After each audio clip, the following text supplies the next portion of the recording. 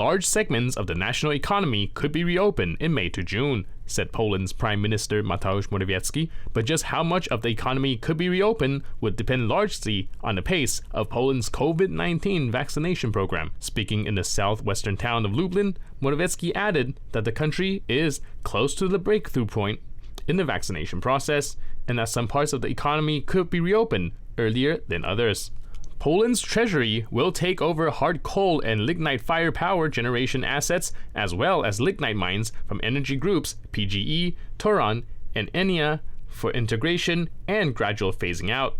The Ministry of State Assets has said that the decision is an element of Poland's departure from coal-dependent power generation, but the process is expected to last decades. As low and zero-emission energy sources will be added to the system, coal-fired blocks will be gradually switched off. Spinning off coal-fired assets from PGE, Enea, and Tauron, which currently owns 70 such blocks, will involve the state treasury buying assets related to energy generation in coal units as well as lignite coal mines.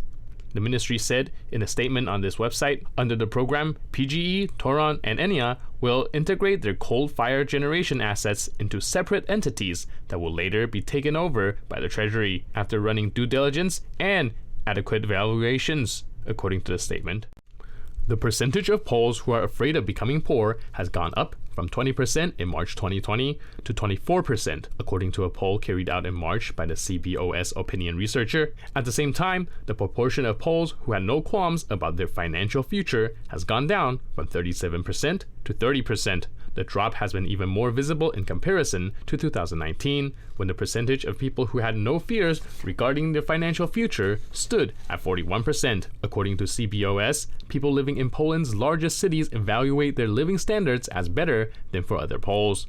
In big cities, 49% of residents said that they have good or very good living standards, and only 9% said they were poor. The percentage of Polish households that said their financial situation was good stood at 59%, down by 5 percentage points year on year, while 36% stated it was average, up by 5 points from March 2021, and only 5% said it was bad. A mushroom picker had the shock of his life when he fell off his bike and found himself lying next to a haul of coins dating back to the 17th century.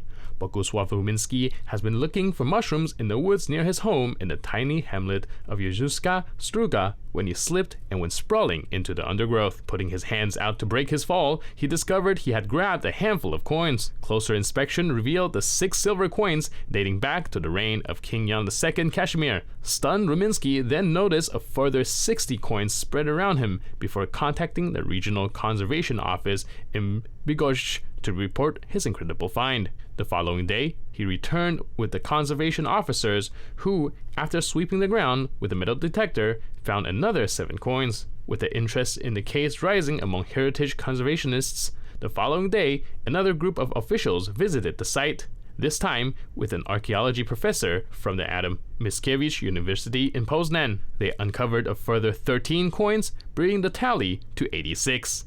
All of the coins date from the second half of the 17th century during the reign of Jan II Casimir.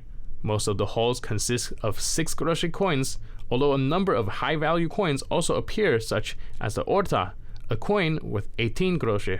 The coins date from between 1657 and 1667, pointing to their minting shortly after the Deluge, a series of war with Sweden throughout the 17th century, which wreaked havoc and destruction throughout the Polish-Lithuanian Commonwealth.